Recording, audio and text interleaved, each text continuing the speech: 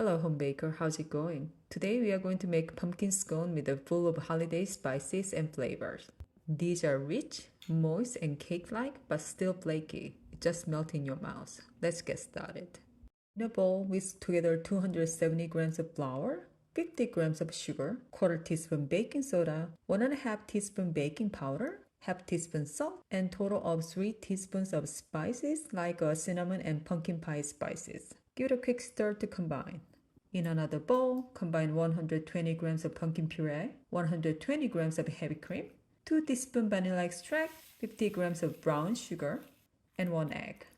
Whisk until well combined. Grate frozen butter into flour mixture with a grater.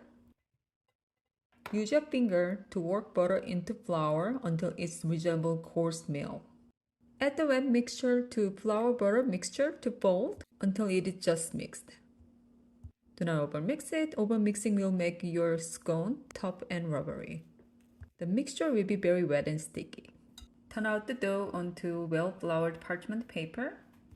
With well-floured hands and scraper, pat the dough into 8-inch round. Cut it into 8 triangles.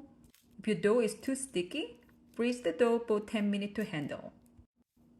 Transfer individual scone to the prepared baking sheet and freeze for a minimum of 20 minutes while preheating your oven to 400 degrees Fahrenheit.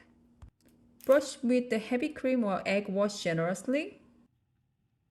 Sprinkle sparkling sugar which adds extra sweetness and texture.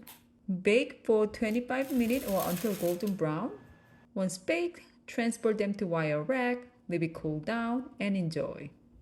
Thank you very much for watching. Hope to see you next time. Happy baking!